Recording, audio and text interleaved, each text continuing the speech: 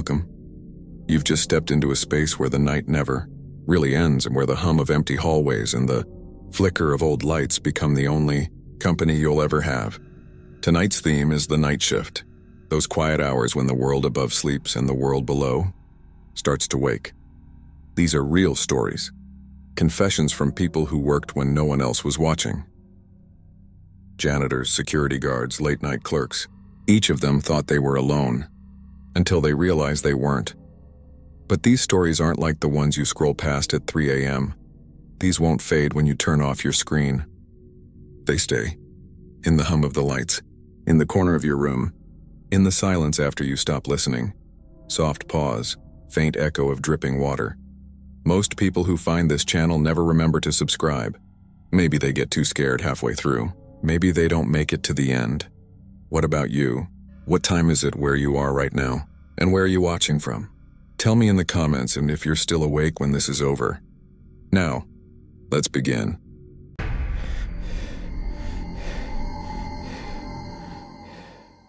The second I saw movement on the monitor, I froze. It was almost 2:30 a.m., and the warehouse was supposed to be empty. Everyone clocked out by midnight.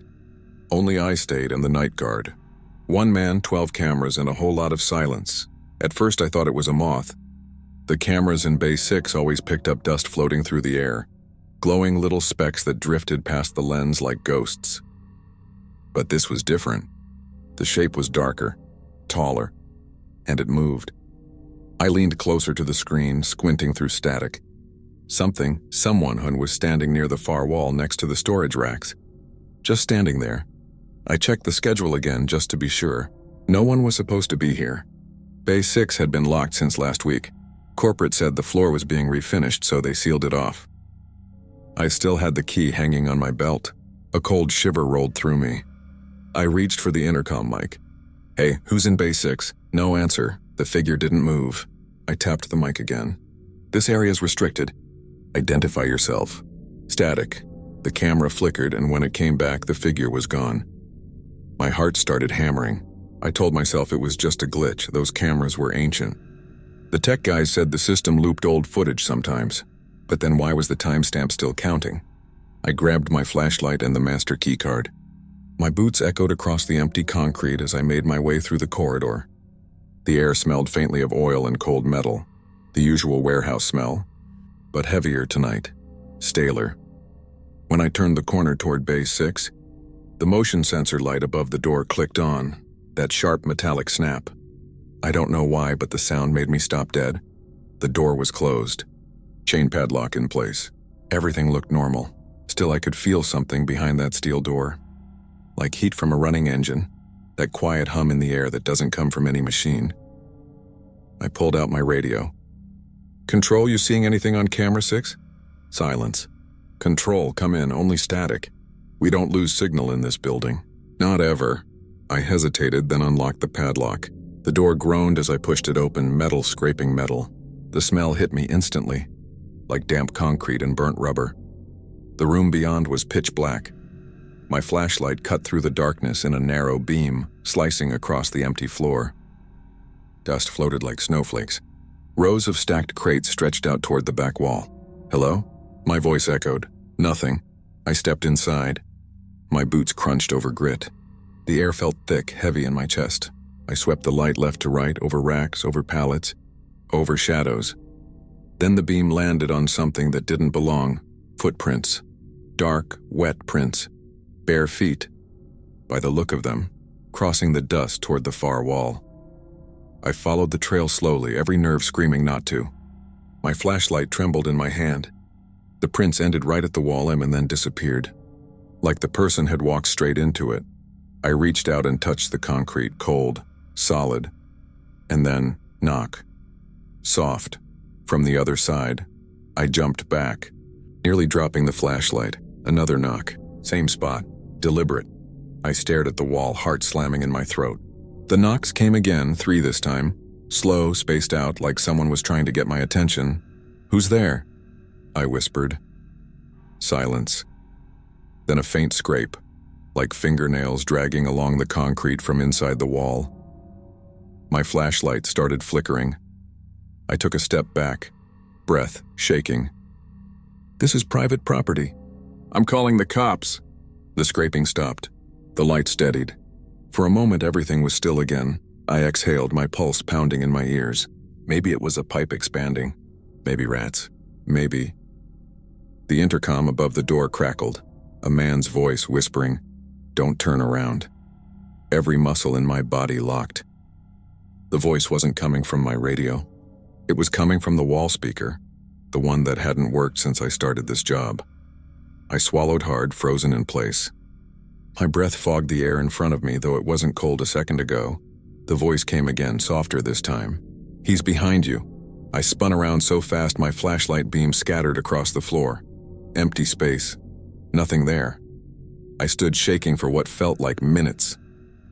Then quietly the intercom clicked off. I didn't wait. I bolted out of Base 6, slammed the door shut and locked it. Back in the control room, I stared at the monitor again. Camera 6 flickered back to life. There, standing exactly where I'd just been, was a man, barefoot, facing the wall. He turned, slow, like he knew I was watching, and then he smiled. I didn't sleep that morning. When my shift ended, I just sat in the parking lot, staring at the warehouse through the windshield. The sun made it look normal again. Dull concrete, tin roof, chain link fences. But I knew what I saw. That man, the smile. I tried telling myself I was tired, maybe hallucinating from too much caffeine. But when I came back that night, the air in the control room already felt wrong.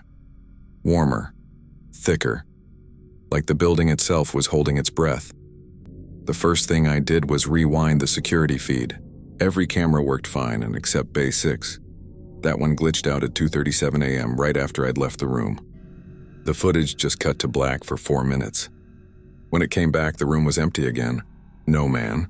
No movement. I leaned closer, frame by frame. Then for a split second, one frame glitched and his face filled the screen. Too close, too fast to be possible. Eyes wide, mouth open like he was whispering something. I jumped back from the monitor. When I looked again, the screen was blank white noise. I told my supervisor the camera feed was corrupt. He shrugged it off, said the system was due for maintenance anyway. Didn't even look at me when I mentioned seeing someone. "Probably a transient," he said. "Don't go chasing shadows." I didn't tell him the truth and that the man didn't move like a transient. He moved like he belonged there. By midnight, everyone else had gone home again. I made my rounds. The sound of my boots echoed through the loading bays. The hum of the fluorescent lights flickering overhead. Every time I passed Bay 6, the hairs on my arms rose. The padlock I'd put back on the door looked untouched. But I noticed something else. A smear on the concrete just under the threshold.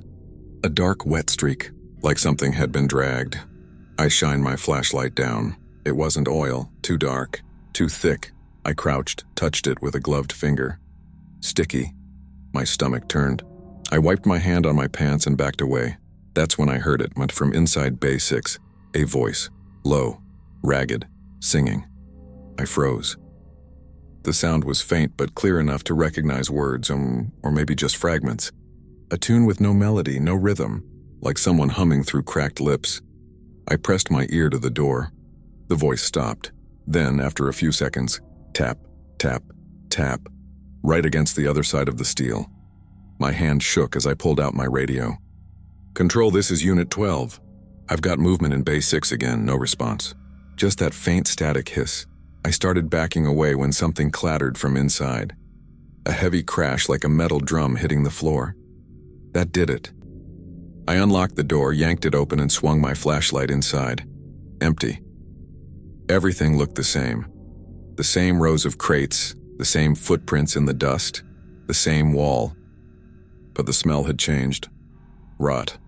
Like wet wood and meat left too long in the heat. I covered my nose with my sleeve. "Hello?" Silence. Then a faint rhythmic sound and like breathing. Slow. Shallow.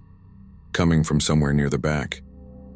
I stepped forward, light trembling across the racks. My boots slipped slightly on the floor and it felt damp. When I aimed the flashlight down, I saw the smear again. Only now it stretched across the whole bay, winding between the crates like something had been dragged in a spiral. Led to the far corner and the same wall. I'd heard knocking from the night before, Same place the footprints ended, something was written there now. I didn't notice until I was a few feet away. Black letters smeared with whatever that dark stuff was. Stay with me. I froze. The letters glistened under my light, wet and uneven. I didn't even realize I was whispering Jesus Christ. That's when the lights in the entire warehouse shut off. Total darkness. I spun around. Flashlight beam bouncing off metal, off walls, off shadows that moved when they shouldn't. The air felt wrong again, charged, heavy. Then a sound behind me. A breath. I turned, and the flashlight flickered just enough to catch a shape in the corner. A man. Tall, barefoot, head tilted slightly, eyes reflecting white in the beam. His mouth stretched into that same impossible grin. He didn't move. I stepped back, trying to keep the light steady. Who the hell are you? He tilted his head the other way, still smiling. Then a blink. He was gone, I mean it. 1 second he was standing there, the next the light hit nothing but empty space. I stumbled backward, tripping over a crate. My flashlight hit the floor, beam spinning wild across the walls. For a moment it landed on something shiny near the footprints. A name badge. Mine. I snatched it up, heart pounding. I hadn't dropped it, I'd been wearing it all night. The lights flickered back on, bright, blinding. Bay 6 looked spotless. The smear on the floor, the writing gone. Everything looked normal. I stumbled out and locked the door again, hand shaking so bad I could barely clip the padlock.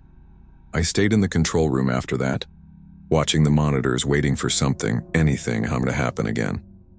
At 3:07 a.m., camera 6 blinked back to life, and there he was again, standing right under the camera, looking up into it. Then he raised his hand, slowly, and waved. I didn't tell anyone what I saw. Who would believe me? A man who vanishes on camera, a wall that breathes, voices whispering through dead speakers. That sounds like something from a bad internet story. But I know what I saw. By my next shift, I'd decided to quit. I even typed out my resignation on my phone in the car, thumb hovering over send. But when I looked up at the warehouse, the security lights flickered in that same pattern again. 3 slow pulses, 1 short. The same rhythm as the knocks on the wall, and for some reason I couldn't leave. Inside, the air felt colder than it should have. The concrete floor actually fogged a little when I exhaled. I walked straight to the control room, trying not to look at Bay 6 on the monitors. Still, my eyes kept drifting to it. The feed was dark, but I could hear something through the building's thin walls. That same hum, like a generator far away. Only we didn't have a generator running tonight. I told myself I'd check the breaker, log it, and leave for good. That was the plan. When I reached the hallway, the overhead lights dimmed and buzzed. I passed the doors to bays 2, 3, 4, all empty. When I reached Bay 6, the padlock was gone. The chain hung loose, swinging slightly even though there was no draft. My throat tightened. I should have called someone. I should have walked away. But curiosity has a pull. It's heavier than fear sometimes. I gripped the door handle and pushed it open. Inside, the air was still. No smell, no dust, no sound, like the whole bay had been scrubbed clean. I shone my flashlight around, nothing. Not a single crate or rack, just the far wall bare and smooth, and that's when I realized the wall was closer. The whole bay was smaller than before, like the room had quietly swallowed its own corners. I stepped inside. Every sound of my movement amplified. The scuff of my boots, the tick of the flashlight button, the echo of my breath. Then the door behind me slammed shut. I spun around, ran to it, tried the handle, locked. My radio crackled. A burst of static, then a whisper. "Stay, please." The voice was mine. I froze. The flashlight flickered again, and for half a second I saw myself reflected in the dark surface of the wall. Not a mirror, not glass, just a slick, shifting reflection like oil, and my reflection smiled. I dropped the flashlight. The beam spun across the floor as the reflection stepped forward. Its movements didn't match mine anymore. It tilted its head, that same slow angle I'd seen on the monitor. "Who are you?" I shouted. The reflection mouthed the words back, but no sound came out. Then it pressed a hand to the wall from its side. The surface rippled like water. I stumbled backward, heart racing. The air felt thick now, humid, like I was standing too close to an open mouth. The intercom crackled again, my voice but strained, distant. "Let me out." The reflection's smile widened. The wall started to pulse, slow, like it was breathing. For a second, I thought I heard multiple voices whispering inside it, overlapping versions of my own, all saying different things. Some pleading, some laughing. I backed into the door, slammed my shoulder against it again and again until something gave way. The chain hit the floor outside with a clatter and the door swung open. I ran. I didn't stop until I was outside, gulping the cold air, half sick from the adrenaline. When I looked back, the warehouse was dark again. No lights, no sound. I quit the next morning. I told my supervisor I'd had a family emergency and couldn't come back. He didn't argue, but that night while packing, I checked my phone. A new voicemail. Unknown number. I pressed play. It was the feed from camera 6. Static, then my own voice whispering, "Turn around." I dropped the phone.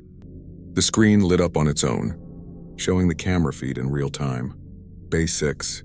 Empty except for one figure standing beneath the lens. He was wearing my uniform. He looked up at the camera, raised a hand and waved. The feed froze there, his smile, the same as mine. Now every night at 3:07 a.m. my phone buzzes once. No caller ID, just that same silent video looping. I stopped answering weeks ago, but tonight I swear I can hear it through the wall of my apartment.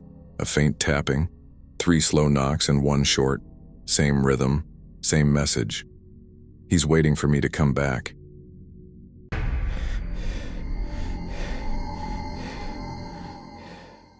The first time the phone rang, I almost didn't answer. It was 2:14 a.m., and the hospital was dead quiet. The kind of silence that makes you feel like you're underwater. The only sounds were the hum of fluorescent lights and the occasional beep from a monitor down the hall. I'd been on nights for almost a year. You get used to weird noises. You stop reacting to every sound. But this one, the ringing, felt wrong from the start. It was coming from the internal line, the one that only connects to other departments inside the building. "ICU, this is Marissa," I said, trying to sound normal. Nothing, just faint static. "Hello?" Then barely audible, "Come upstairs," I frowned. "Who is this?" The line went dead. I stared at the receiver for a long time before hanging up. My first thought was maybe someone upstairs misdialed. Happens more than you'd think. But the voice, it didn't sound like anyone I knew. It sounded thin, distant, and the phrasing stuck with me. "Come upstairs, we only had 2 floors. ICU on the first, surgical recovery above." Everyone in recovery had gone home hours ago. I checked the wall clock. 2:15, the longest minute of my life. When I turned around, the hallway lights flickered. Just once for half a second. Then silence again. I tried to shake it off. Made another round of vitals, refilled a saline bag, adjusted a patient's blanket. Routine things. But every time I walked past the nurse's station, I glanced at that phone, half expecting it to ring again. It did. 43 a.m., same tone. Same phone. I picked it up slower this time. "ICU, Nurse Marissa speaking." A pause. Then a whisper. "Don't let them turn off the lights. Now who is this?" Static. A faint crackle. Then the line went dead again. I hung up fast. My palms were sweating.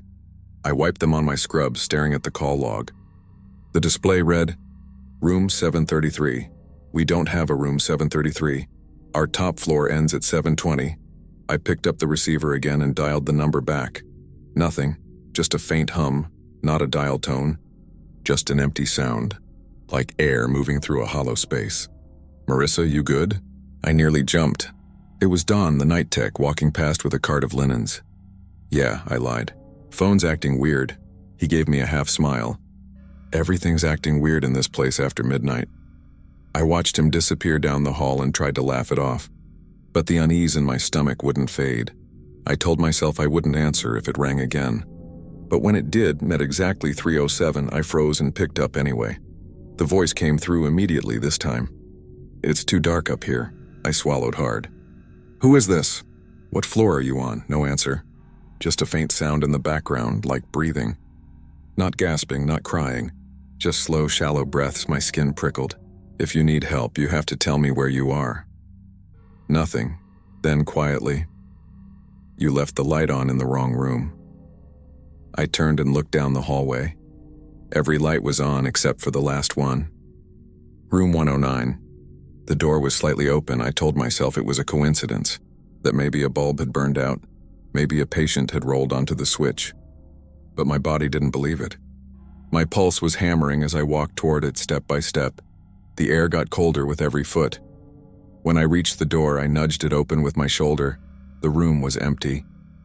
The bed perfectly made, the monitor unplugged, the window blinds drawn tight, and then, faintly, the overhead light flickered once again and went out completely. The second the room went dark, I felt it, a presence. Like someone standing behind me inches away. The air shifted. I turned fast, flashlight out. No one. I backed out slowly, eyes darting everywhere. My radio crackled in my pocket. Static again, but this time I heard a voice under it. A woman's voice. "Why'd you leave me in the dark?" I dropped the flashlight.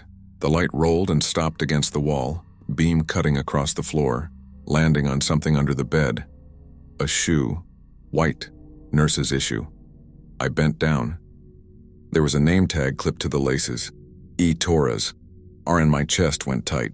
Evelyn Torres, she used to work here. 2 years ago, she stayed after a double shift to cover recovery overnight. They found her in the stairwell the next morning. Heart failure, they said. But the rumor was she'd answered a code call from a floor that didn't exist. I used to laugh at that story. Now my hands were shaking as I picked up the shoe. It was ice cold. The leather felt damp. I dropped it, ran back to the station, and sat down hard in the chair. The phone was ringing again. "ICU, this is..." Before I could finish, the voice cut me off. "You shouldn't have come in here." My heart stopped. "Well, what?" "You weren't supposed to find it." Static swelled, growing louder until it hurt my ears. I slammed the receiver down, but the sound didn't stop. It poured from the intercom next, through every speaker in the hall. That same rising static, like the whole building was hissing at me. Then silence. And then a single tone. The emergency code tone. The red light above the nurse's station started flashing. Code blue, room 109, the room that was supposed to be empty. I grabbed the crash cart and sprinted. The hallway seemed longer now, like I was running in place. When I reached the door, it was wide open. Someone was lying on the bed. A woman. Pale still, wearing a hospital gown. For a split second, I thought maybe someone had transferred a new admit without logging it. But then she turned her head toward me, eyes open. Mouth trembling. "Please," she whispered. "Turn the lights back on." I froze. Her face looked familiar. Too familiar. Same eyes. Same jawline. Same tiny scar above the eyebrow from when I slipped on wet tile last year. She was me. I stumbled backward, knocking over the crash cart. The paddles hit the floor, the alarm screaming through the hall. I turned to run, but the corridor lights were flickering again, all in sync with the sound of the heart monitor flatline. Then, everything went black. For a few seconds, I couldn't see anything. I could only hear my own breathing, fast, ragged, and the faint whisper from the dark. "You answered." When the lights came back on, the bed was empty again. No woman. No code light. The monitor was unplugged. The crash cart sat upright against the wall, neat and untouched, but the shoe was gone. I stumbled back to the station, shaking so badly I could barely dial the phone. I called upstairs to recovery and no answer. I called security, straight to voicemail. The wall clock said 3:21, only it was wrong. The second hand wasn't moving. The whole clock had stopped, and then the phone rang again. I didn't pick up this time. I couldn't. The caller ID read, "Room 733 again." The phone kept ringing over and over. The sound filled the air until it felt like it was coming from inside my head. Then slowly, it stopped. A new message blinked on the digital display. "Line open," which meant the other side hadn't hung up. I lifted the receiver to my ear, barely breathing. At first, just silence. Then faintly, like someone standing right next to the mic. "Marissa, I can see you." My knees nearly gave out. I slammed the phone down and backed away. The sound didn't stop. Now it was coming from the intercom above the desk, whispering the same words in a loop, voice cracking with static. "I can see you. I can see you. I can see you." I hit the power switch, but the intercom didn't shut off. I yanked the plug from the wall and still didn't stop. Finally, I covered my ears and shouted. The sound cut out, instantly. The silence that followed was worse. Then I heard it. Faint. Footsteps down the hall. Slow, barefoot, they stopped right outside the station.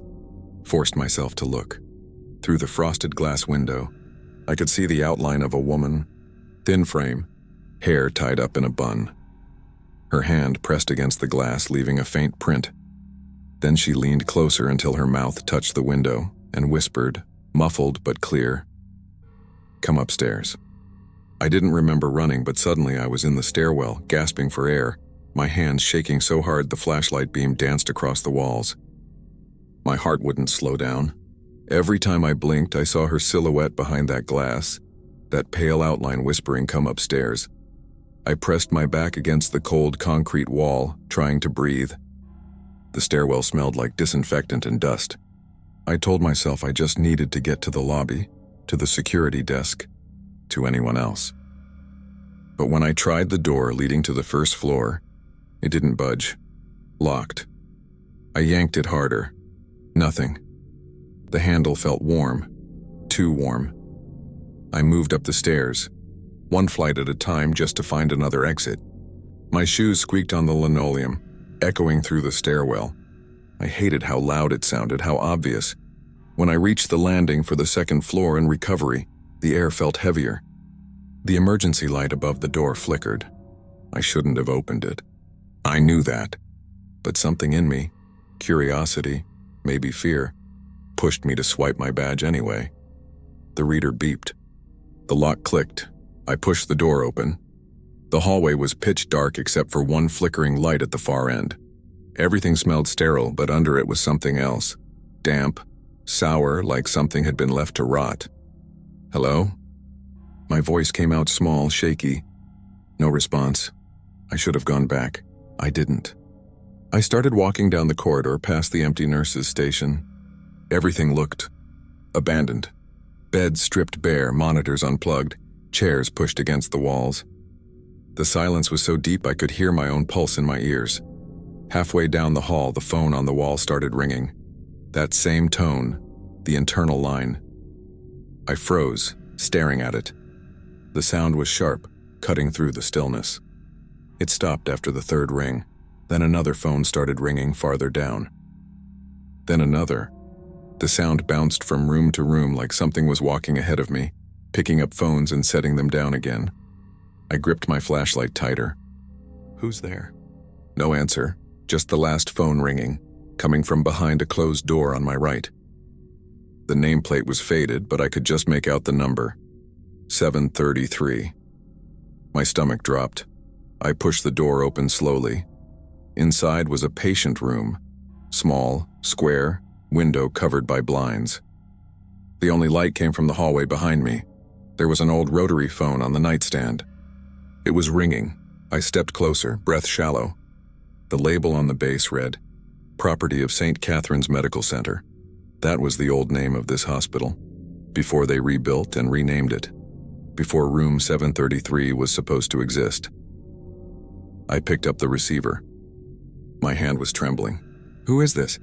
The voice that answered was soft, broken, like the sound of someone speaking through tears. "Don't hang up this time." "Who are you?" A pause. Then, "You left me in the dark." The line hissed, the sound swelling until it hurt. "I didn't." The voice cut me off. "They said you'd come back. Who did?" Static filled the line, but under it I could hear faint tapping. 3 slow knocks, 1 quick. Over and over I put my hand on the wall beside me, half expecting to feel something. The plaster was ice cold, vibrating slightly beneath my fingers. "Where are you?" I whispered.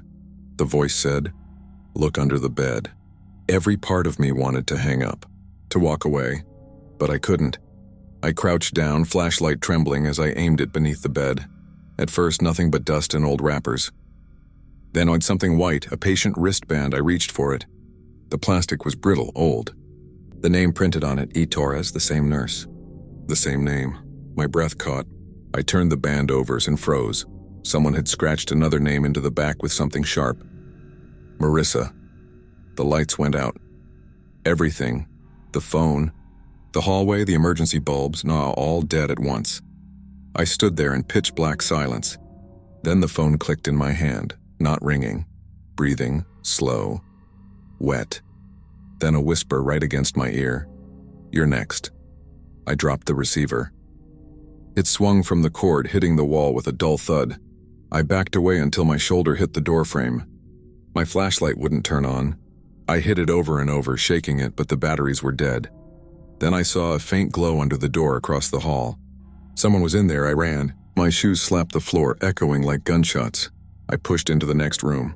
Another patient room, identical to the last. The glow came from an unplugged heart monitor pulsing with a single red light, one slow beep.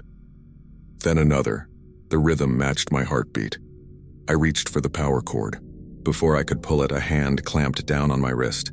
Cold. Too cold. I screamed and jerked away, spinning around, but no one was there. The monitor flatlined. The red light stayed on, burning brighter and brighter until the whole room glowed in crimson. I stumbled backward into the hallway.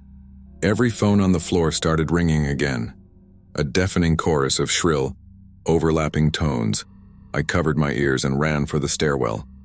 When I reached it, the lights were on inside, dim, flickering orange. The smell of disinfectant was gone, replaced by something metallic and sharp. I took the steps 2 at a time. My breathing was ragged, my chest tight. I didn't even know where I was running to, just away. I hit the door to the ICU level and pushed through. Except it wasn't the ICU. It was room 733 again. Same walls. Same phone. Same blinds. I turned around and the door was gone. Just solid wall behind me. I felt dizzy, like the air itself was moving wrong. The shadows seemed to ripple when I blinked. The phone started ringing again. I yelled, "Stop!" It didn't. The sound grew sharper, higher pitched until I couldn't stand it. I snatched the receiver and screamed into it. "What do you want from me?" The voice on the other end was mine. "I told you not to answer." Then silence. The phone melted away in my hand. Not literally, but it felt like it. The receiver softened, slipping through my fingers like warm wax. I dropped it. It hit the floor with a wet sound. I stumbled backward, clutching my head. The walls started closing in, inch by inch. I could hear whispers coming from inside them, layers of voices overlapping. Some crying, some laughing. Then, through the noise, one voice clear as day, "Turn the lights back on." I gasped and looked up. The overhead lights flickered to life, and I wasn't alone. There were bodies in the beds now. All of them. Everyone covered in white sheets. Rows of them stretching from wall to wall. I stepped closer to the nearest one. My hand hovered above the sheet. I didn't want to look. But something in me, that awful, sick curiosity, made me grab the corner and pull. It was Don, the night tech. His eyes wide open, mouth twisted mid-breath, face pale as paper. I screamed and stumbled backward into another bed. The sheet fell away, revealing another face. Then another. All of them people I worked with. All of them dead. All of them looking right at me. The lights buzzed louder. The smell of metal filled the air. I clutched the wall, trying to stay upright. One of the monitors beeped. Then another. A low tone built under the sound, in steady, mechanical, the flat line of a dozen hearts at once. The intercom crackled. "Marissa." I froze. It was my voice again, calm this time. "You left the light on in the wrong room." I shook my head, whispering, "No." The lights began to dim one by one, moving toward me down the line of beds. I turned to run, but my feet felt heavy, like I was moving through syrup. When I finally reached the end of the hall, I found another door. No label, no handle, just a metal surface that pulsed faintly with heat. I pressed my palm to it and felt a heartbeat on the other side. Then a whisper through the metal. "Let me out." I staggered back, terrified. "Who are you?" "You were supposed to take my place," it said. The door rattled violently. The heartbeat grew faster, louder. I ran. Down the corridor, through the flickering lights, through the endless rows of beds. I didn't even know which direction I was going anymore. Finally, I saw another stairwell door ahead. I slammed into it, burst through, and found myself outside. The night air hit me like ice. The parking lot was empty. The building behind me looked wrong. The windows were all dark, no lights anywhere. Like the hospital had been abandoned for years. I turned back toward the glass doors and saw my reflection. Except it wasn't reflecting me anymore. She stood there in my uniform, one hand on the glass, eyes hollow. The name badge on her scrubs read E. Torres, and she was smiling. I backed away until I hit my car.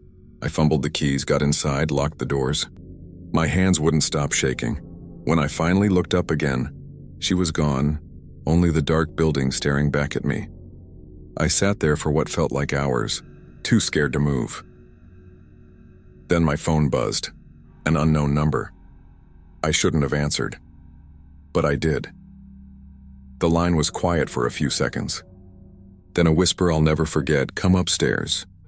I didn't remember starting the car. I just remember the dashboard lights glowing pale blue, my reflection trembling in the windshield, my hands gripping the steering wheel so tightly my knuckles were white. The hospital loomed behind me, that dead, silent building. I told myself I was done. I would drive away, call the supervisor in the morning, say I'd had an emergency. I didn't care if I got fired. I just needed to leave that place. But my phone wouldn't stop buzzing every few minutes. Another call from unknown number. I turned it off, threw it into the passenger seat, started driving. The road was empty, the sky a flat gray even though it should have been black. My chest was still tight, every muscle tense. After 10 minutes, the car started slowing down. I pressed the gas pedal. Nothing. The engine sputtered, then died completely. The headlights flickered once and went dark. I sat there breathing hard, staring at the dark stretch of road ahead. My phone lit up again on its own. Unknown number. I stared at it until it stopped ringing. Then the screen brightened again, this time showing a message. Room 733. I threw the phone onto the floor. The radio clicked on by itself, at first just static, then faint breathing.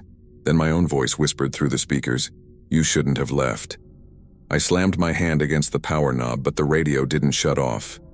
The voice just kept going, "Come back. You didn't finish the shift." My skin went cold. I opened the door and ran out of the car, stumbling onto the shoulder. The air smelled like rain, though the sky was clear. My breath fogged in front of me.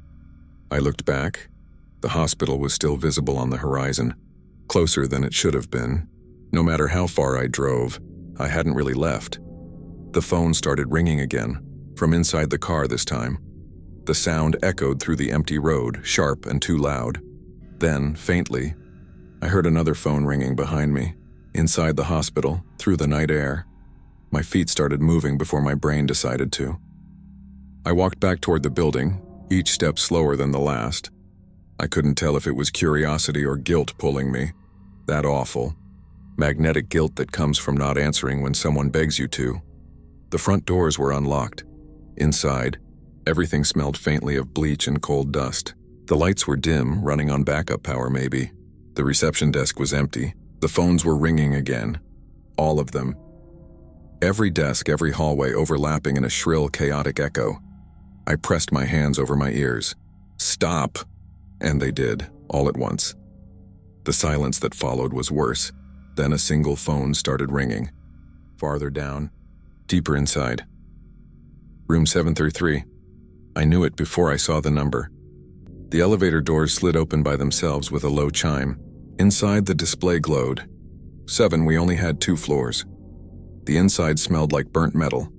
The fluorescent bulb flickered overhead, buzzing faintly. I hesitated for a second, then stepped in. The doors shut behind me. The elevator groaned, then started moving up. I watched the numbers climb. 1, 2, 3, 4, 5, 6, then it stopped, no ding. No motion, just stillness. I waited, heart pounding, staring at the door. My reflection looked pale in the brushed metal, hair plastered to my forehead. Eyes wide, lips trembling, then faintly behind me, someone whispered, "Almost there." I turned. Empty. When I looked back, the doors were open. A dim hallway stretched out in front of me. Pale blue walls, floor tiles cracked and stained. The ceiling lights flickered on one by one, casting a sickly yellow glow. A sign on the wall read, "Ward 7, Isolation." The phone was ringing again somewhere down the hall. I stepped out. The air was thick, warm, heavy with something that smelled like mold and old blood. The sound of the ringing echoed off the walls, leading me toward a single door at the end, room 733. The number plate was rusted, but the digits were clear. freshly etched like someone had carved them recently. I reached for the handle. My hand shook. Before I could touch it, the ringing stopped. Then the light above the door blinked on. Humming faintly, I swallowed hard and pushed the door open. Inside, the air felt colder, like stepping into a freezer. The room looked like an old patient ward abandoned decades ago. Rusted bed frame, yellowed curtain, broken monitor on the wall. The smell was stronger here, metallic, decayed. The phone sat on a small table near the window, old, rotary black. It wasn't ringing anymore, but the receiver was off the hook, swinging slowly on its cord. I picked it up, my fingers numb. "Hello?" Silence, then a whisper, faint and tired. "You came back. Who are you?" "You answered the first time," the voice said. "That's how it starts." "I don't understand." The voice cracked like static tearing through words. "They call until someone listens. Then they take your shift." The room flickered. For a split second I saw it differently. Bright, sterile, clean. Monitors beeping, nurses moving around, everything alive. Then darkness again. When my eyes adjusted, I saw her. Standing beside the bed, E. Torres. She looked exactly like her old ID photo.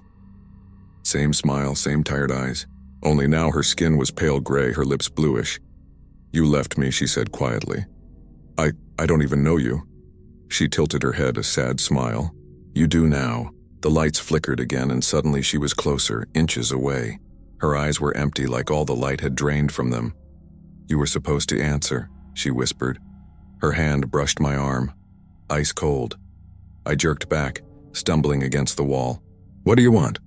She pointed at the phone still in my hand. "They're calling again." The phone rang loud and sharp, making me flinch. She stepped closer. "Don't ignore them this time." I shook my head. "No, I'm not," she screamed. The sound wasn't human, a shrill, piercing wail that made the lights explode overhead. Glass rained down. The air pressure dropped so fast my ears popped. I covered my face, crouching low. When I looked up, she was gone. The room was silent again, except for the faint buzz of the broken lights. I stood slowly, chest tight, and looked at the phone. The receiver was still swinging. I couldn't help it. I picked it up again. The voice on the other end was mine. "I told you not to hang up." I dropped it, backing away until I hit the door. But the door was gone. Just another wall. The lights dimmed, flickered, and then the wall opposite me rippled like water. A faint outline formed in it, a reflection of me. But the reflection moved wrong. A half-second delayed, head tilted the wrong way, then it smiled. "Your turn," it whispered. The wall split open. Not a door, just a dark gap, wide enough for a person. I couldn't see anything inside, just shadows moving like smoke. The smell hit me next. Antiseptic and rot. The same smell that clung to Base 6 in that other story. Something reached out from the darkness. A hand, pale and wet, clutching at the air. I turned and ran. I didn't care where. I just ran, down corridors that shouldn't exist, past rooms with doors half open, glimpsing faces inside, nurses, patients, all pale and still, watching me go by. I reached an elevator and slammed the button. The doors opened immediately. I stumbled in, slamming the close button again and again. The display above me didn't show numbers this time. Just letters scrolling slowly. COMEBACK. The elevator started moving, sideways. The walls began to shake. My reflection in the metal warped, mouth opening wider and wider until it split across my face like a crack. I screamed. The lights went out. When they came back, the elevator was stopped. The doors slid open. I was standing in the ICU again.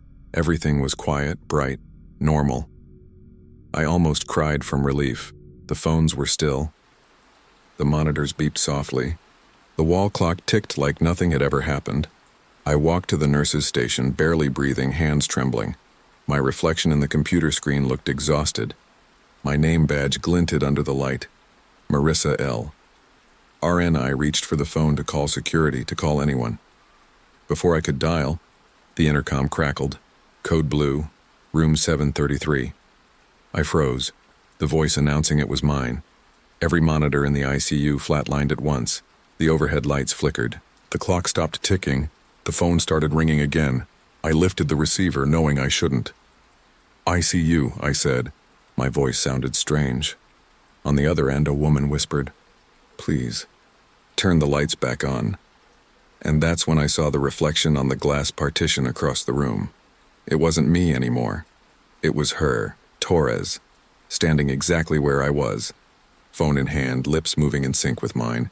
She smiled, softly, almost kindly. Then she said, "Shift change." The lights went out.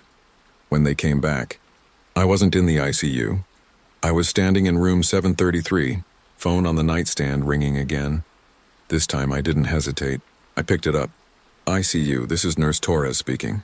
My own voice echoed back from somewhere far away. "Come upstairs."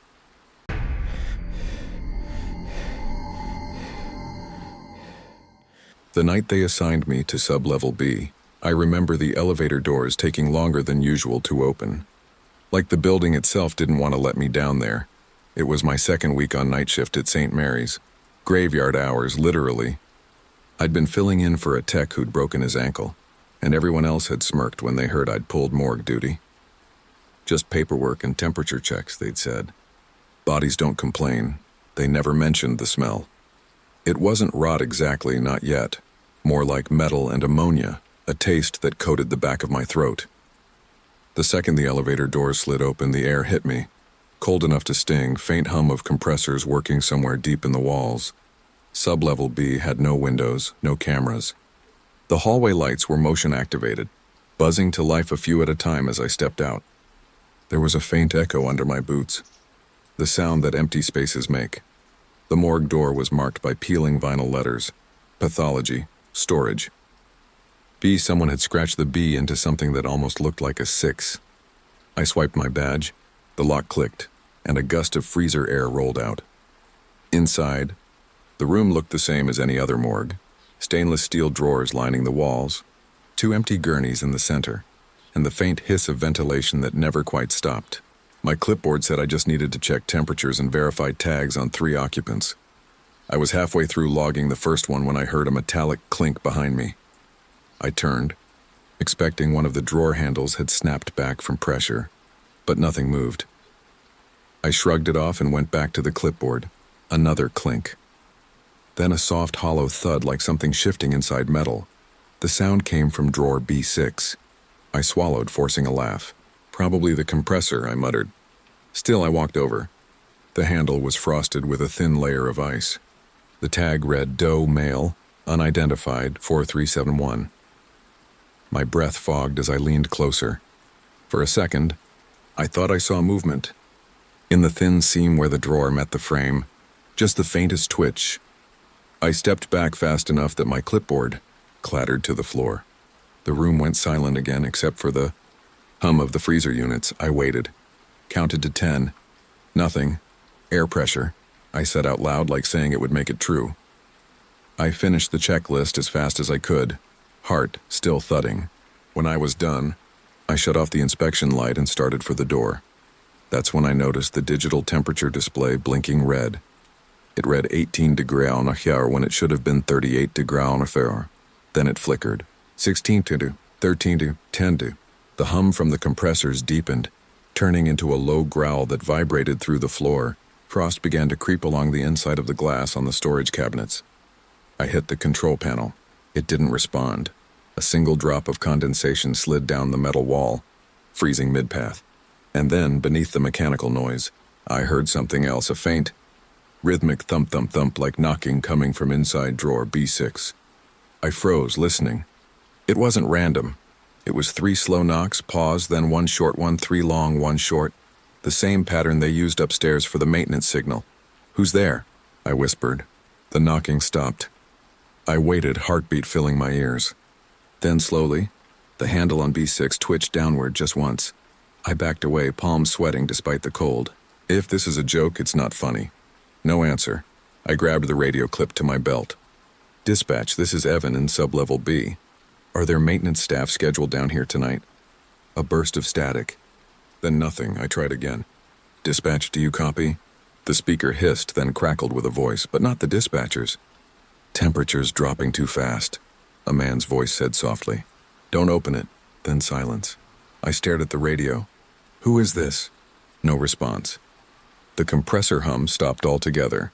The entire room fell into a muffled, heavy quiet. Even the air felt thicker, pressing in around me. I reached for the door handle to leave, but it didn't move. The electronic lock light had gone out. My breath fogged in front of me, each exhale slower, heavier. The lights above flickered once, twice, then settled into a dim, icy blue. I was alone, except for drawer B6. The metal surface bulged outward, just slightly, like something inside had shifted closer to the door. The tag fluttered against it. I stepped closer, against every instinct I had, and laid a gloved hand on the drawer front. Cold. But beneath the chill, a pulse. I jerked my hand back, nearly slipping on frost. My brain scrambled for logic, decomposition gases, thermal contraction, but none of it explained a heartbeat. The knocking started again, louder, faster, thump, thump, thump, thump. I backed into the opposite wall, my radio slipping from my belt and skittering across the tiles. The handle rattled once, twice, and then the whole drawer slid open 6 inches on its own. A cloud of white vapor spilled out, curling across the floor. Through it, I could just make out a shape wrapped in a body bag. The zipper was half open near the face. The skin inside looked gray, stiff, wrong, but the chest was rising and falling. Very slowly. "No," I whispered. "You're supposed to be dead." The eyes opened, milky, unfocused, but they looked at me. I ran for the door, slammed my shoulder into it. Still locked. My badge wouldn't read. The lights flickered again, dimmer, until only the exit sign glowed red above me. Behind me, the zipper of the body bag moved another inch on its own. I pounded the door, screaming into the radio, but all I got was the faint echo of my own voice coming back through static, delayed, distorted. Then beneath that, the man's voice again. "Don't open it." I didn't. I yelled. "It opened itself." The voice came again, weaker. Then "It's already out." Something brushed past my leg. Cold, slick, fast. I stumbled back, slipped, hit the floor hard. My flashlight rolled away, beam spinning across the room. When it stopped, the light landed on the far corner, where condensation had formed words on the steel wall. "Help me," the letters melted almost instantly, but I'd seen them. I crawled toward the flashlight, shaking, trying not to look toward the open drawer. I could hear it though, soft dragging sounds, wet, slow. Something sliding off metal onto tile. I grabbed the light, pointed it. The bag was empty. The sheet beneath it was wet with meltwater, streaked with something darker. Footprints, bare, gray, faintly steaming. Led away from the drawer toward the door, and they stopped right behind me. I felt breath. Cold, damp on the back of my neck. I didn't turn around. I couldn't. The breath grew heavier, closer, almost like someone leaning in to speak. Then softly, "Evan." I spun around, swinging the flashlight. Nothing there, just empty tiles, the mist from my own breathing swirling through the beam.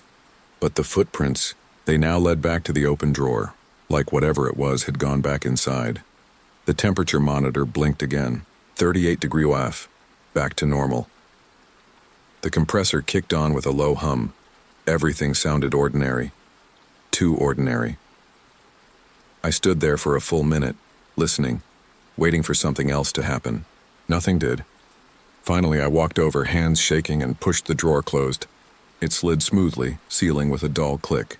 The tag fluttered once, then stilled. When I picked up my radio, the static had cleared. "Sub-level B, status check," the dispatcher's voice said. "You good down there?" I opened my mouth, but no sound came out. She repeated it, sharper this time. "Evan, status?" I forced myself to answer. "Yeah, just compressor issue. All good now, copy that. You've got about 20 minutes before shift change." The radio clicked off. 20 minutes. I looked around the morgue, every surface gleaming, calm, frozen. Nothing wrong at all, except the handle on drawer B6 was now turned upward, like someone inside was holding it closed from the other side. The hallway outside the morgue felt warmer when I stepped out, but the warmth didn't make me feel better. It felt wrong, humid, heavy, like the air before a storm. I kept telling myself what I'd seen was a trick of cold and light, the brain playing games under stress. But every time I blinked, I saw those eyes again. Open, milky, aware. I rode the elevator back to the first floor, praying the doors wouldn't stall. When they opened, the familiar buzz of fluorescent lights hit me like oxygen. The main corridor was empty, but at least it was bright. I went straight to the security office to file my incident report. Frank, the guard on duty, was slouched in his chair, scrolling through his phone. His reflection flickered in the wall monitor behind him, rows of black and white feeds from every floor except sublevel B. That section was always blank. "Hey," I said, voice shaky. "You got a camera down in the morgue, right?" He looked up slowly, tired eyes narrowing. "B level? No, nothing active down there." "Why?" I forced a laugh. "I thought I saw something." "Compressor kicked weird, might have looked like movement." Frank grinned. "Yeah, that floor messes with people. You know it used to be the old psych wing before they repurposed it?" I froze halfway to sitting down. "Psych wing?" "Yeah, closed it after the fire in '92. They converted what was left into cold storage. You can still see scorch marks behind the tile if you pull the panels." He went back to his phone like he hadn't just said something horrifying. I swallowed hard. "Anyone die down there?" Frank shrugged. "Probably. It was a psych ward, man. They don't tell us that stuff. I didn't sleep when I got home. I sat in the dark of my apartment, every sound making me jump. The air conditioner hum made my chest tighten. It sounded too much like that freezer drone. The next night, my badge assignment said the same thing. Sublevel B, temperature and security check. I stared at the paper for a long time before finally deciding I'd go. Pretend it didn't bother me. Pretend I hadn't almost fainted in front of a corpse. When I got there, the elevator doors were already open. No one inside. The button for B was glowing on its own. My reflection in the metal doors looked paler than usual. The ride down took longer than before. I swear the elevator slowed halfway, like it was waiting for something. When the doors opened, the hallway lights didn't flicker on automatically. I had to wave my hand 3 times before they buzzed awake. There was frost on the floor this time. Thin lines tracing patterns like veins down the corridor. The morgue door stood slightly ajar. That door was self-locking. I stepped closer, every nerve in my body screaming to stop. The hum of the compressors had a different rhythm tonight, uneven, like breathing. I pushed the door open. The first thing I noticed was the temperature, normal. The second was that drawer B6 was open again. A folded white sheet lay on the gurney in front of it, perfectly placed, like someone had been prepping it for cleaning. And the tag that had said Doe, male, unidentified, number 4371 was gone. There was a new tag on the sheet. It said E. Matthews, my name. I stumbled back, my chest tight. No, no, no, the radio at my hip crackled softly. Static, then a whisper. Temperature's stable now. I froze. Who is this? A long pause. Then, you're late for the count. I dropped the radio, heart hammering. The voice had sounded like me. Exactly like me. The fluorescent bulbs above flickered once, twice. The shadows along the far wall seemed to stretch, reaching across the floor. Then the freezer doors began to creak. One by one, slowly sliding open just an inch, then shutting again, like something was shifting behind each one. Click, thud, click, thud. I couldn't breathe. I turned toward the exit, but my badge light was red again. No response. The only sound left was the compressors, deep, steady, mechanical. But underneath it, soft, wet dragging. I picked up my flashlight and aimed it toward the far corner. The beam caught a trail of moisture on the tiles, clear water mixed with something darker. It led to the back wall where a narrow service door sat half hidden behind a cabinet. The door had no handle, but it was open, just slightly. A faint orange light glowed through the gap, pulsing like a heartbeat. I should have left, I didn't. Something about that light felt familiar, warm in the cold, like it was calling me. I pushed the cabinet aside, the metal scraping against the tiles, and pulled the door wider. A narrow staircase descended into darkness. The walls were concrete, the air warm and damp. The sound came from below, machines humming, something dripping steadily. Maintenance access, I whispered. I'd seen it on the floor plan once, but it was marked sealed. I switched on the flashlight and started down. The steps were slick with condensation. The deeper I went, the stronger the smell became, chemical and copper, like disinfectant mixed with rust.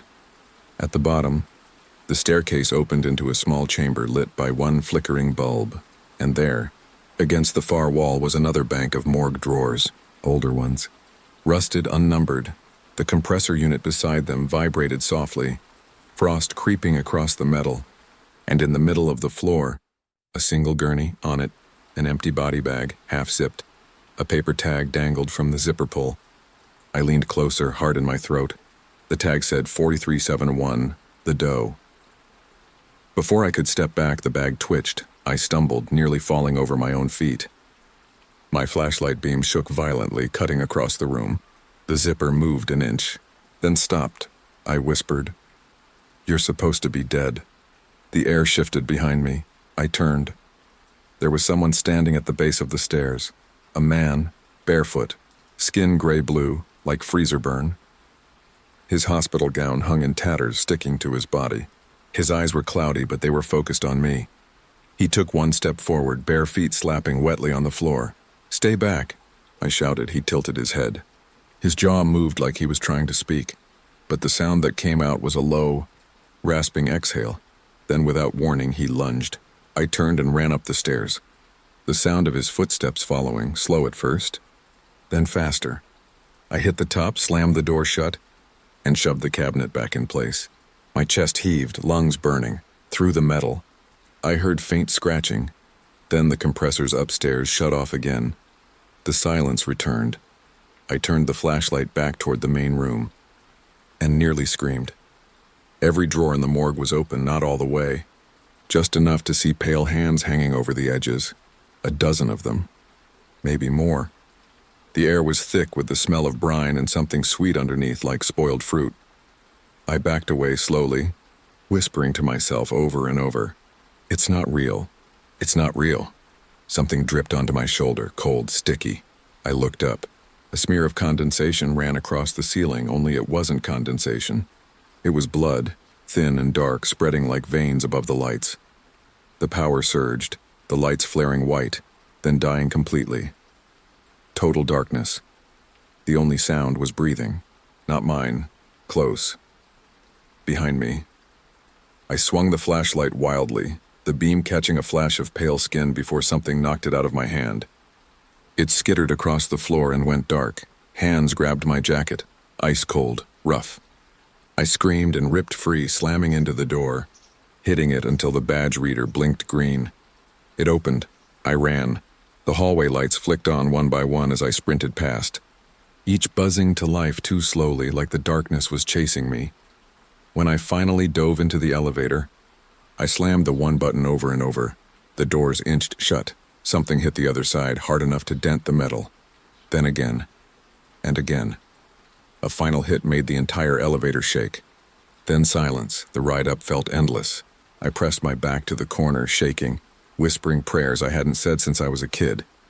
When the doors opened on the first floor, I bolted. Frank was still at the desk. He looked up, startled. "Jesus, you look like hell." I could barely speak. "There's someone down there," he frowned. "Who?" "In the morgue. It's not empty." He sighed, stood up, grabbed his keys. "Come on, I'll check it with you." "No," I said too fast. He gave me a strange look. "If there's someone breaking in, I gotta see it." He started walking toward the elevator before I could stop him. I followed, every instinct screaming not to. The elevator doors opened immediately, as if it had been waiting. We stepped inside. The lights flickered as we descended. Frank said, "You sure you didn't just see a reflection? Those stainless units—" He stopped mid-sentence. The temperature display above the door flashed B6 instead of B. He frowned. "That's not a floor." The elevator shuddered, then dropped faster. I grabbed the railing, stomach lurching. "Frank!" The lights went out. Then the car stopped hard enough to rattle my teeth. The doors opened to total darkness. The air smelled like rust and old blood. And from somewhere ahead, faint, echoing, came the sound of a phone ringing. The elevator doors opened into darkness. I froze just inside the threshold, heart slamming. Frank was behind me, steps echoing. The smell, metal and rot, hit me first. Then the ringing. A single phone ringing somewhere down the corridor. "Stay close," I whispered. Frank nodded, holding his flashlight ahead. We stepped forward into the dim hallway, lights flickering weakly overhead. The tile floor was slick with moisture. Water pooled in cracks, reflecting the wavering light. We walked, slow, ears straining. The ringing continued, distant but faintly echoing. It led us deeper into sublevel B, past cold rooms and ducts. The air grew colder, breath misting in front of me. The machinery hum from the morgue was behind us, receding, but something else joined it.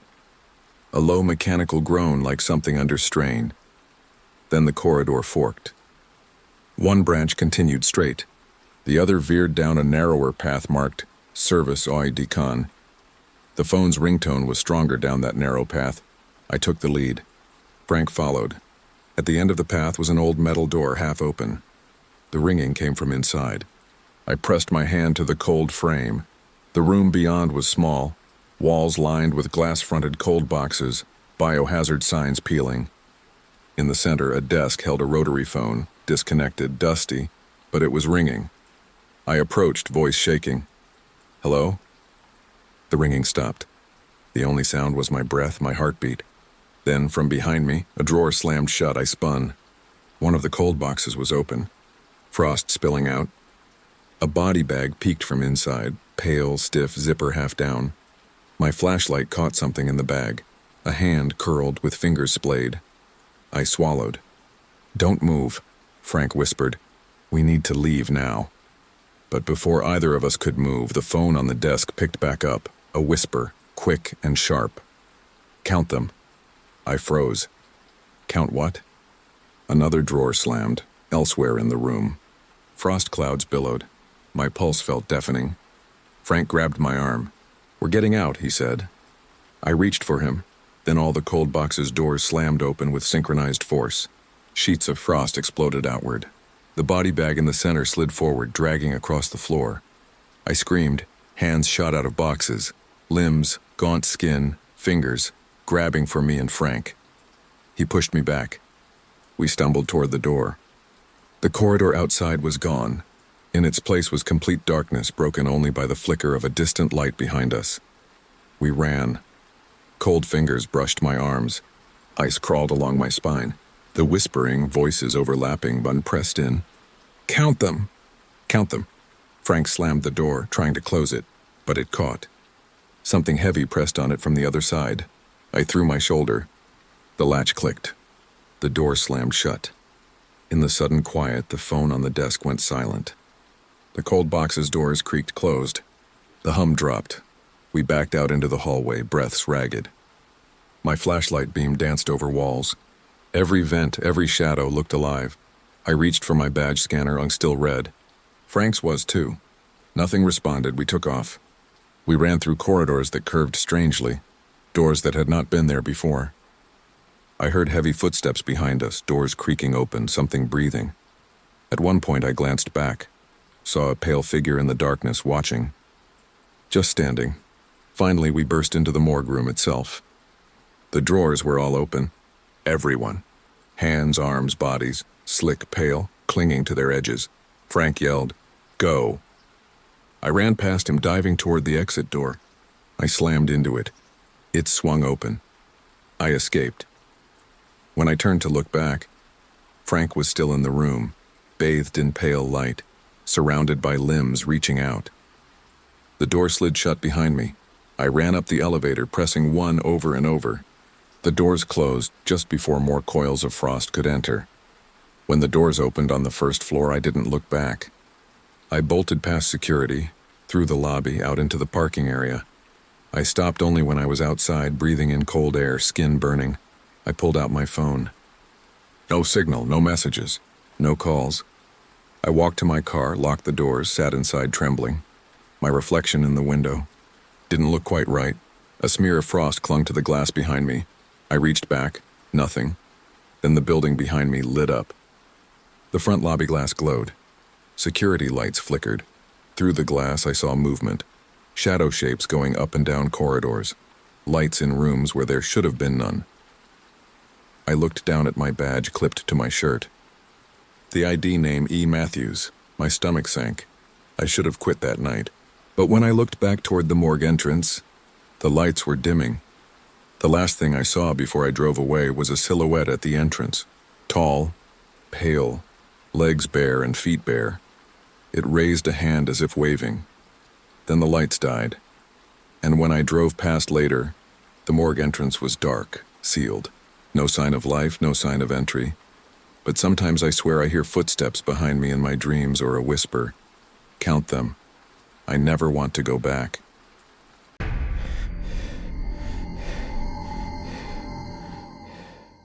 The moment I smelled chlorine at 3:17 a.m., I knew something was wrong. I had been on the night shift at my apartment complex for 2 weeks, cleaning common areas after tenants went to sleep.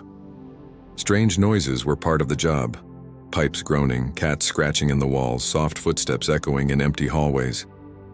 But that smell, sharp and antiseptic, was something new, and I smelled it before anything else. I froze in the dim hallway, mop dripping against the tiles, fluorescent lights humming overhead. The corridor stretched on, silent except for the steady drip of water somewhere behind a door I hadn't yet visited. I told myself, calm down. You're here alone, but I wasn't sure of that. I'm called Mara. The building is called the Rosedale Arms, an older high-rise in the city's outer district. It has more charm than upkeep. Chipped paint, squeaky floorboards, flickering hallway bulbs. The previous cleaner left without warning a month ago. The building manager, Mr. Darnell, hired me on short notice. He promised extra pay for night shifts since fewer tenants would see me. My usual route: lobby, 2 stairwells, basement storage rooms, the hallways of floors 2-8.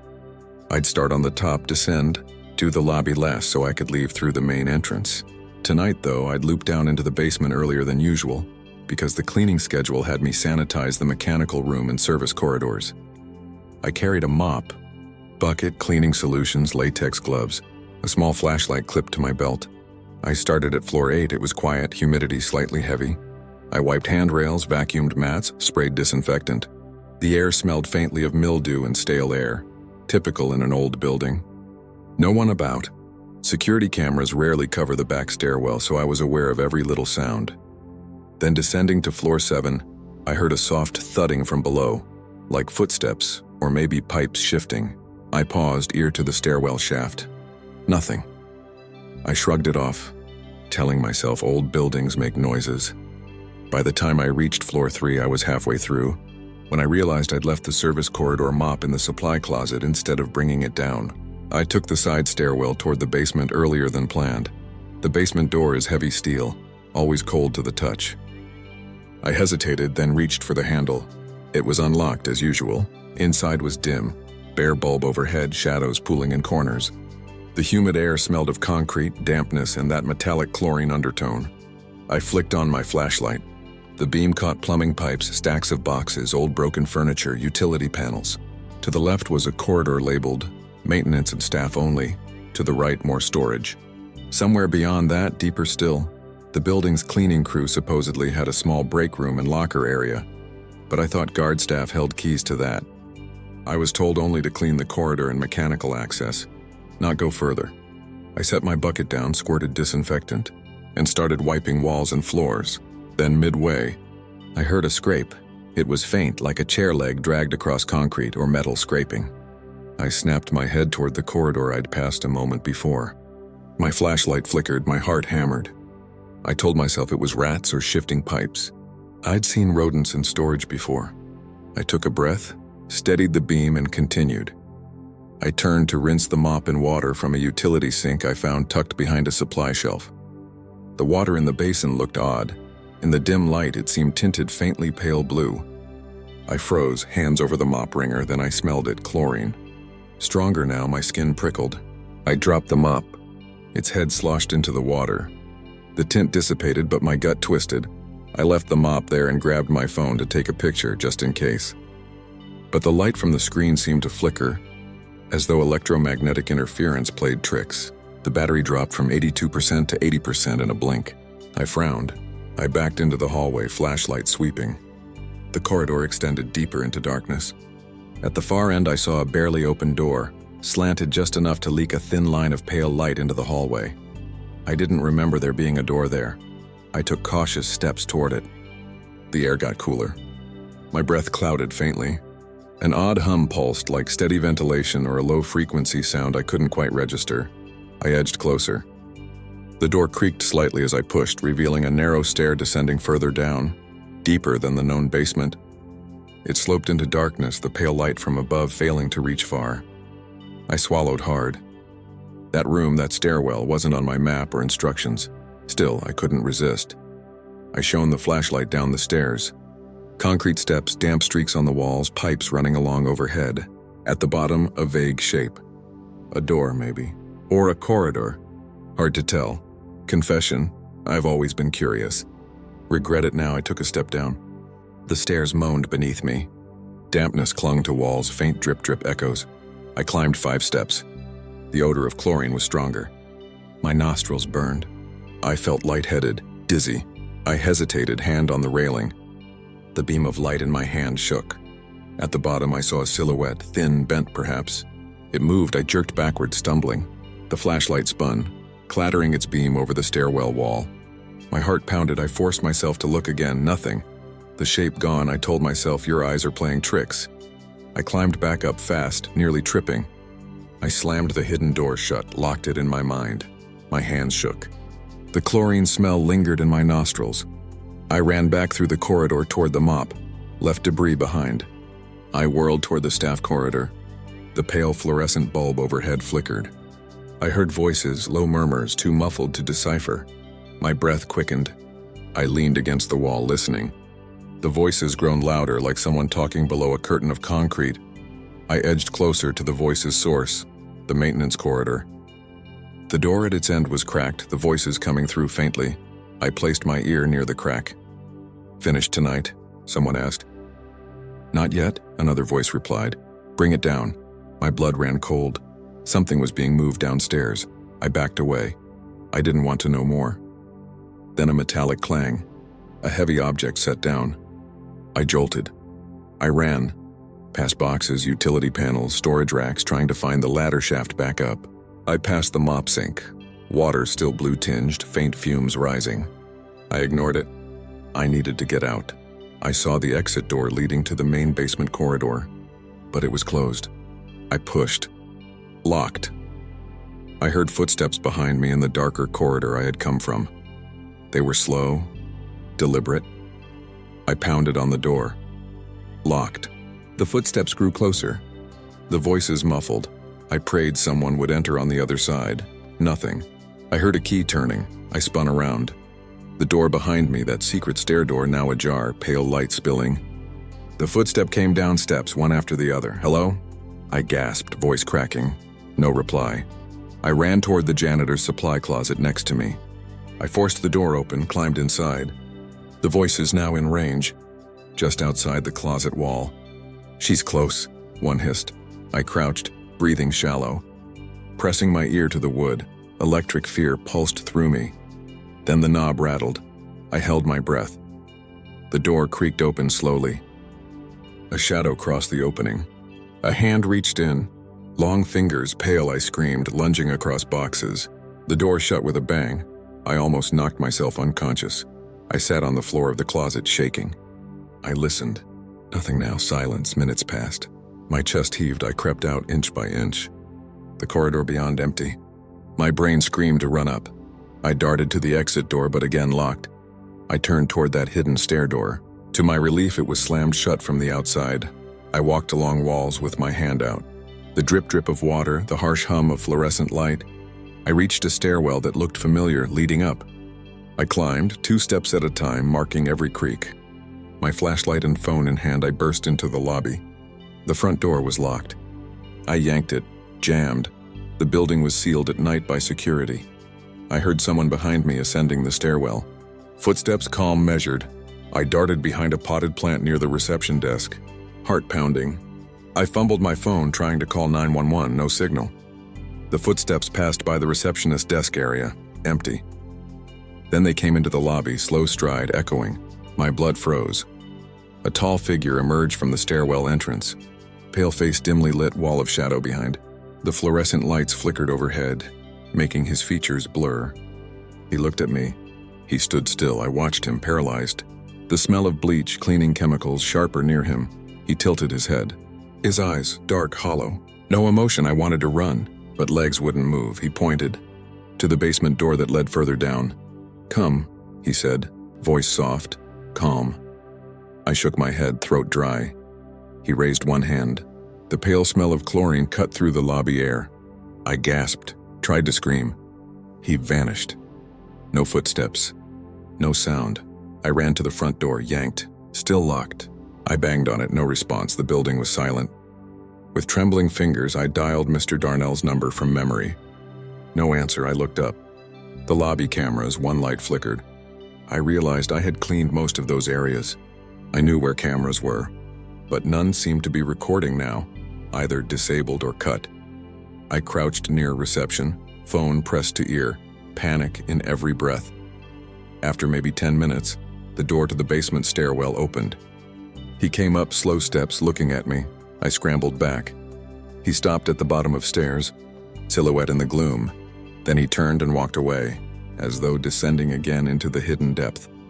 I didn't hesitate, sprinted to stairs, up until I reached my apartment floor. I fumbled my key, unlocked, slipped inside. I locked the door and double-bolted it. My heart pounded in my ears. I sank to the floor, shaking. The chlorine odor clung faintly in the hall outside my door too, but I told myself it was the building, the cleaning chemicals. Still, something else had walked through here. I didn't sleep. I stayed crouched by my bedroom door all night, flashlight and phone ready. Morning came.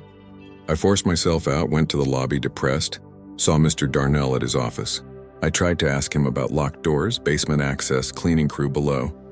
He glared, told me everything was fine. All areas are off limits except the regular basement, and that I must have imagined things or poked into areas I shouldn't. He warned, don't into places not in your route. But I'd seen what I saw. That evening I stayed away from basement tasks, but the smell of cleaning chemicals had shifted. Now every common area smelled faintly strong, like bleach overdose. My eyes stung. Tenants complained the air felt unnatural. Still, I had to go down.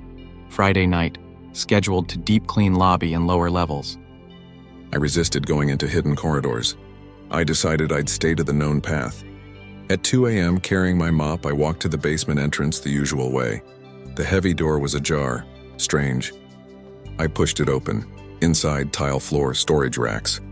But the mop and bucket I had left weeks ago in the hidden corridor were here, on a shelf, clean and dry as if unused. My chest tightened. Then I heard brushing, like metal against metal. I hurried to the service corridor. My flashlight flickered. I saw the back wall, where a false panel should be, was slightly off. One edge protruding. I froze. Using glove-covered fingers, I pushed the panel. It swung open, revealing that hidden door I'd found before, steps descending. The stench of bleach blasted me. My eyes watered. Inside were white tiles, drains, pipes overhead. A narrow corridor. Along the walls I saw small rooms, tiny cells. Lockers? Janitor closets maybe. But in each I glimpsed shadows, mops, buckets, racks. In the farthest room I saw bodies or mannequins. Hard to tell in faint light. They were huddled, tied, pale in scrub uniforms. I gasped, almost screamed. Then a light snapped on somewhere behind me. I turned. The tall figure stood at the stair behind me. "You came," he said softly. I tried to back up, but the long, narrow corridor offered no escape. He strode forward. The smell invoked disgust and nausea. "You don't belong here," he said, voice calm. "Why, what is this place?" I choked. He didn't answer initially. He stopped near the last room, tapped a tile wall. "Cleaning crew below," he said, exhaling. My mind reeled. "Below?" I whispered. He nodded. He gestured into one room. I peered in. The pale figures motionless in cells and stretchers in corners. One stirred. One moaned softly. My breath caught. He advanced, coming close enough I could see. The women and men were alive, drugged, tied, pale, weak, all in cleaning uniforms. Maybe they were the missing cleaners, I jerked back. He held up a syringe. "They serve," he said. "They maintain the building." No, I stammered. He smiled, soft, horrifying. "You asked to go into places you shouldn't. You're an asset." He gestured to me. I realized then, he intended to keep me. to make me part of the crew below. Panic exploded in me. I lunged for the panel door behind me. He braced. I pushed it open and squeezed past him into the stairwell. He lunged, caught my arm. We struggled. The corridor lighting flickered violently. The smell of chlorine grew unbearably strong like gas in my lungs. I twisted, freed my hand, scrambled upward, running step after step. I heard him behind crashing. I dared not look. I burst into the basement. The main corridor was dark. Storage racks loomed. I sprinted toward the lobby stairs, taking 2 steps at a time, knocking over a cart, spilling cleaning solutions. The scent stung. I heard him behind me, shouting quietly. All control gone. I made it to the lobby stairs. Up to floor 1, up to floor 2, floor 3, etc. I reached ground floor. The main doors were locked as always. I yanked them desperately. One gave a crack. I tumbled outside into the cold night air, gasping. I looked back. The entrance doors slammed behind me. I ran, barefoot in slippers, along the sidewalk, never looking back. My phone had signal. I called police immediately. They came. They investigated. The hidden passages were found. The cells in the underground area. People, 7 missing staff rescued. Pale from sedation, dehydrated, the man I saw. Never found. In the months since, the building manager, Mr. Darnell, disappeared too. Rumors say he vanished overnight. No forwarding address, no explanation. I moved out. I quit cleaning night work.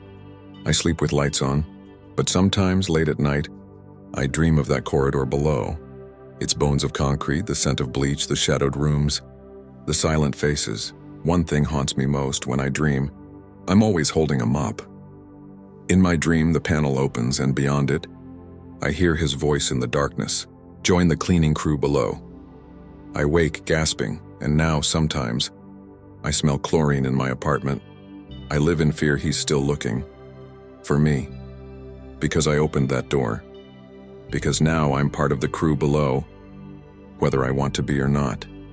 The last time I visited that building, I slipped inside after hours. The lobby was dark, the air heavy. I traced the hidden corridor to the secret stair. The door was shut. I laid my hand on it, fingers trembling. I stared at the wall, hearing a soft drip deep below, and a faint voice whispered, "Cleaning crew below."